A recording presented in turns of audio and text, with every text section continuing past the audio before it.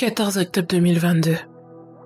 J'ai décidé d'enregistrer mon journal car je ne suis plus en contrôle de ce qui se passe dans ma vie et j'ai besoin de garder des traces de ce qui se passe dans ma tête car je ne suis même plus sûre que ce que je vis est vrai ou non. Je me sens prise au piège entre les griffes du temps qui s'écoule au-delà de ma perception. Je rejette autant que possible tout instrument de mesure de celui-ci. Ces appareils me provoquent des crises d'angoisse plus ou moins intenses selon le moment de la journée. Le matin, je ressens une boule au ventre, tandis qu'en début de soirée, le mal qui me ronge se voit décuplé. La simple vue de l'horloge de mon ordinateur suffit à me terrifier. J'ai alors du mal à respirer tant la pression de l'air est lourde dans mes poumons.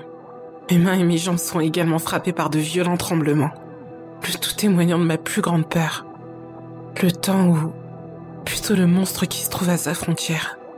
Cette chose vient me rendre visite une fois par semaine aux alentours de minuit, m'infligeant son courroux. Les mois s'enchaînent tandis que mon corps se transforme peu à peu en un tableau aux couleurs écarlates.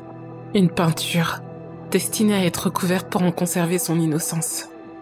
Je peux parfois entendre sa respiration contre mon oreille au beau milieu de la nuit, me murmurant que mon temps est écoulé. Je puise alors toutes mes forces pour maintenir mon rythme cardiaque, pour qu'on me croie endormi. Cette réalité me fait prisonnière d'une boucle temporelle infernale, une situation dans laquelle il m'est impossible de lutter. Je vais essayer de dormir chez une de mes camarades, fuguer de la maison ou encore installer un verrou sur ma porte, mais ça ne sert à rien. La moindre de mes actions a pour seule conséquence de renforcer sa fureur. 28 octobre 2022. À l'heure où j'enregistre ça, je me cache à la vue de tous dans le seul endroit où je lui suis indifférente, au cœur de la bibliothèque de mon établissement. En ces lieux, le temps s'arrête pour m'offrir un court repos, me permettant d'échapper à sa domination. J'en profite alors pour rejoindre les bras de Morphée, pour une durée très limitée, mais tellement nécessaire à ma survie.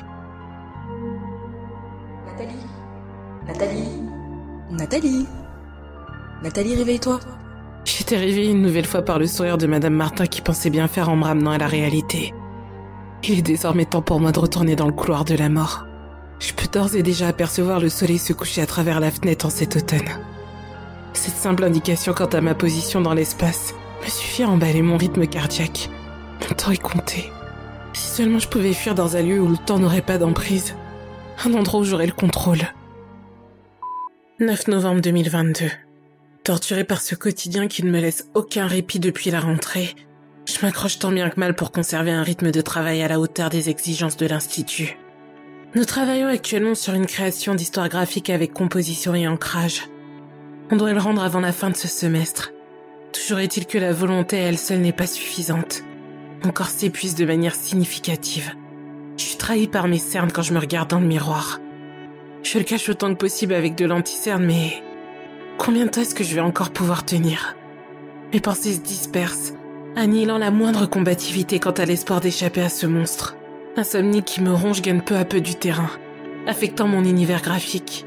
Un style devenu sombre et brutal rendu possible par le biais des crayons fusains.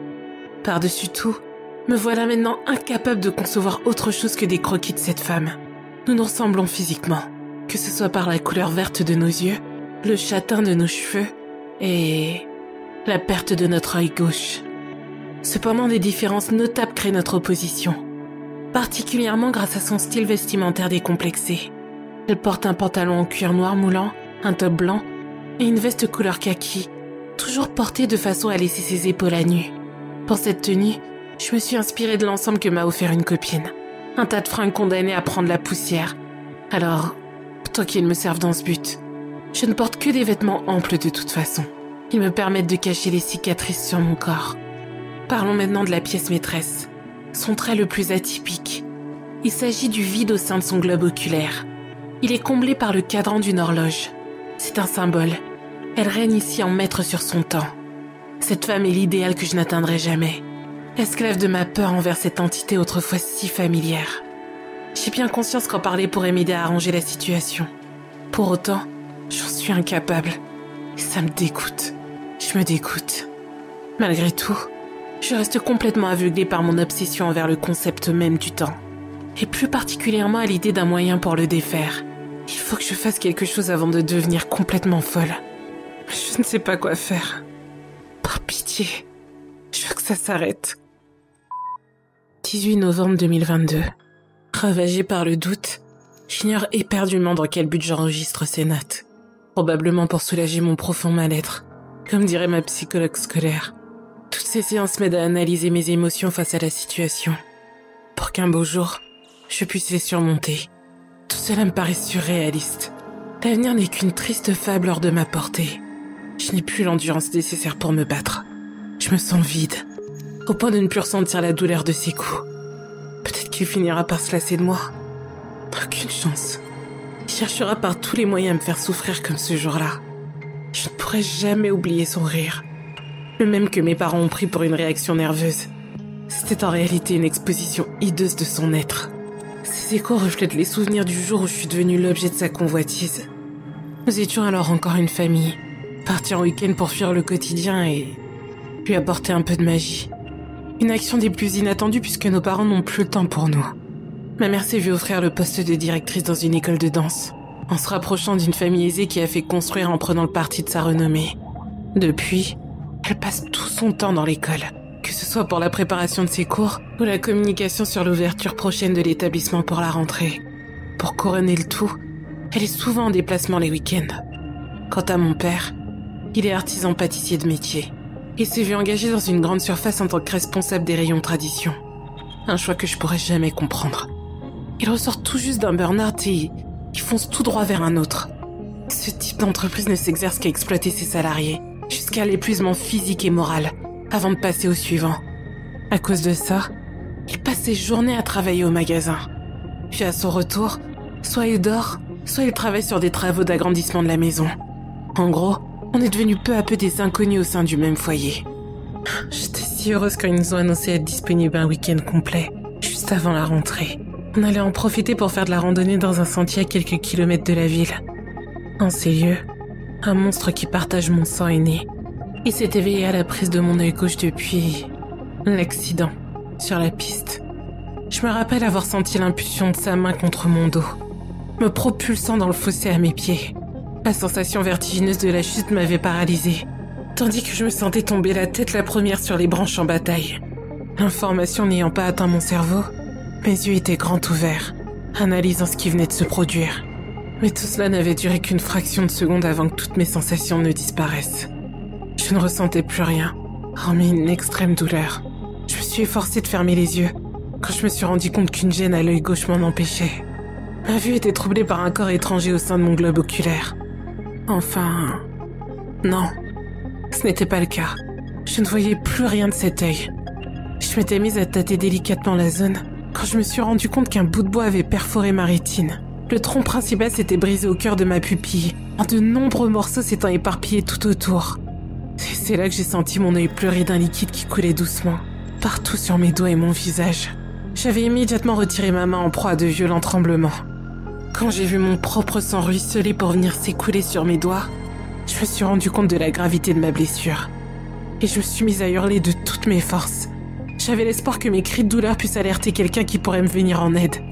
Au lieu de ça, je me suis retournée vers mon grand frère encore debout sur la corniche, ne pouvant plus tenir en place tellement il riait. J'étais terrifiée par son expression. C'était comme s'il se délectait en provoquant ma souffrance.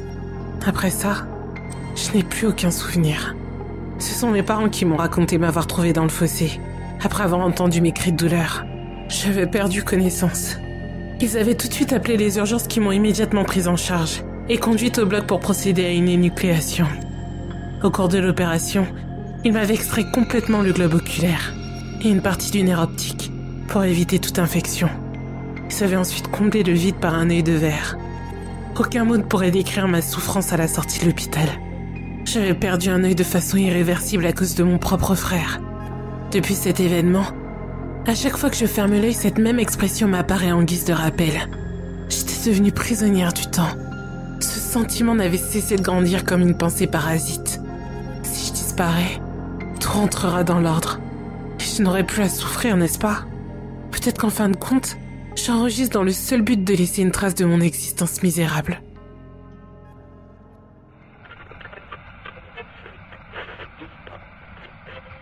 Maintenant, nous partons à Orvault, où un jeune homme de 20 ans a été tué dans la nuit du vendredi 18 au samedi 29 novembre vers minuit 40. Il a reçu une dizaine de coups de couteau au niveau de la gorge. En effet, le jeune homme s'est vu arracher l'œil gauche. La presse locale a relaté ce drame en raison de la détresse psychologique de la présumée coupable âgée de 18 ans, déduite par son journal intime qui a été retrouvé dans son téléphone portable sur les lieux du crime. Pour l'instant, aucune prise de parole n'avait été faite par les forces de l'ordre. Néanmoins, le journal s'est vu partagé publiquement pour pouvoir lancer un appel à témoins et recueillir des informations capitales sur l'enquête en cours. En effet, Aurélien, la scène se serait déroulée dans la chambre de la présumée coupable si on en croit les traces de sang signalées par le père de famille. Alors qu'il se levait à 3h du matin pour pouvoir se préparer avant de partir au travail, il a remarqué que la porte de la chambre de sa fille était ouverte. En partant la refermer, il a vu dans l'entrebâillement un corps gisant au sol. Monsieur Lambert s'est précipité à l'intérieur de la pièce et, en allumant la lumière, il a trouvé son fils couché dans une mare de sang. Il a immédiatement appelé les urgences et la police s'efforçant de stopper l'hémorragie avant leur arrivée. Malheureusement, il n'y avait plus rien à faire. Il était déjà mort. Sa fille, quant à elle, a disparu en prenant soin de laisser son portable à la maison. Sa femme n'étant pas présente sur les lieux, a appris la nouvelle au téléphone par son mari. Certaines questions demeurent en suspens. Quel est le mobile du meurtrier ? Pourquoi avoir commis un acte d'une telle violence sur son propre frère ? L'enquête en cours permettra sûrement d'élucider cette affaire. Le plus important reste à savoir où est Nathalie Lambert en ce moment même. Quels seraient ses projets ? Question auxquelles nous aurons certainement la réponse grâce à la conférence de presse que nous allons suivre en direct dans quelques heures.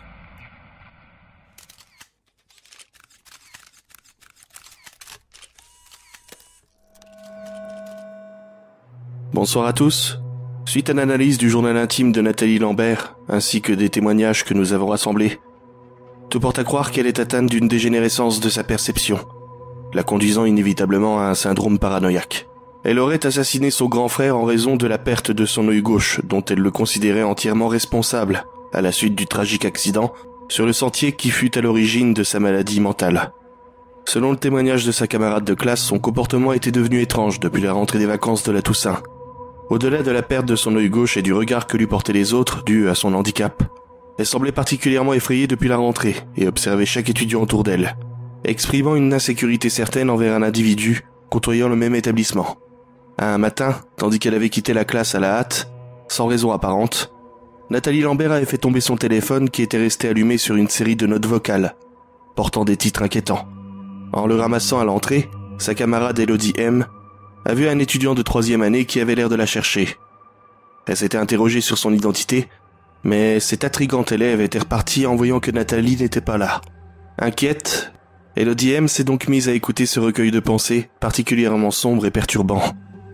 C'est à cet instant qu'elle prit conscience de son mal-être et de la détresse psychologique de Nathalie Lambert. Quand elle l'a questionnée, malgré son inquiétude, Nathalie est restée muette face à ses interrogations. Ignorant comment elle pouvait l'aider, Elodie M a décidé d'en parler à la psychologue scolaire, dans l'espoir d'obtenir des conseils, afin de soutenir Nathalie Lambert dans cette période difficile.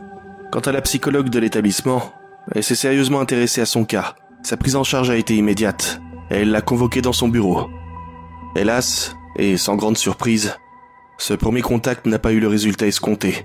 Au cours de celle-ci, Nathalie Lambert n'a eu de cesse de fuir son regard pour le fixer sur la porte et les fenêtres. Elle s'était également recroquevillée sur sa chaise, pour qu'on ne puisse pas la distinguer de l'extérieur. Le tout en plus de démontrer des signes de nervosité, tels que le fait de trépigner du pied. Selon sa psychologue, il aurait fallu de nombreuses séances programmées à un rythme régulier pour pouvoir obtenir sa confiance et lui venir en aide efficacement. Malheureusement, bien qu'elles aient été programmées, elle n'a pas eu l'occasion de les tenir puisque le drame est survenu en fin de semaine. Par ailleurs, nous avons mis la main sur la source de sa paranoïa, qui n'était autre que son grand frère. En effet, depuis l'accident sur le sentier, Nathalie le fuyait autant que possible, car elle le considérait entièrement responsable de la chute qui a généré la perte de son œil gauche.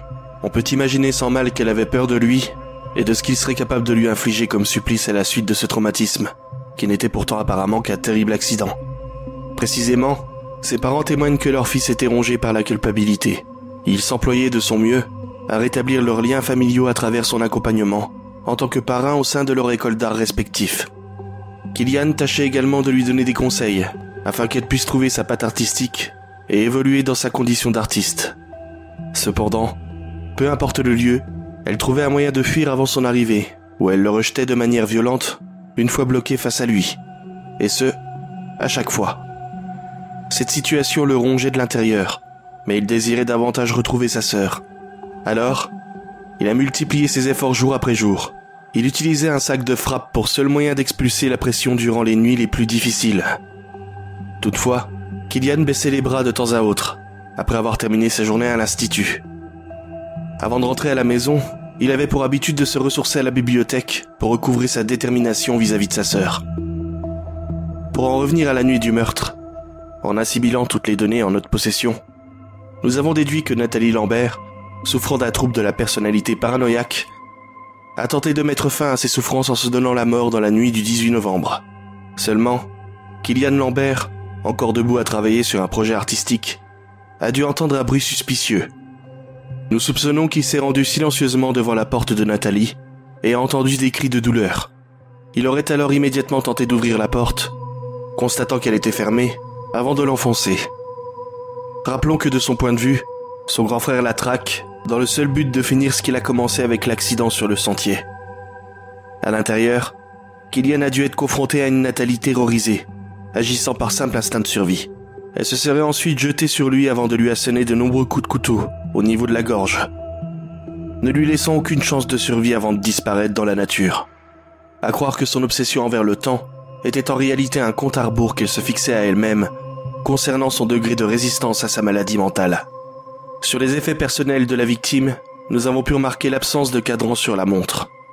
Nous envisageons la possibilité qu'elle l'ait subtilisé pour la poser sur la surface de son globe oculaire gauche, en guise de symbole, comme indiqué dans son journal, et illustré sur les différents croquis retrouvés dans sa chambre. Selon ses propres dires, elle serait devenue maîtresse du temps. Peut-être que cela signifie qu'elle s'est abandonnée à sa maladie de façon irréversible. Si c'est le cas, nous allons devoir l'appréhender rapidement afin d'éviter de nouvelles victimes. Il est également de notre responsabilité de veiller à ce qu'elle soit appréhendée et qu'elle reçoive un accompagnement personnalisé et un traitement adapté dans un hôpital psychiatrique. Quiconque aurait des informations qui pourraient nous renseigner sur l'endroit où Nathalie Lambert se trouve est prié de prévenir les autorités compétentes et de ne surtout pas agir seul. Je vous remercie.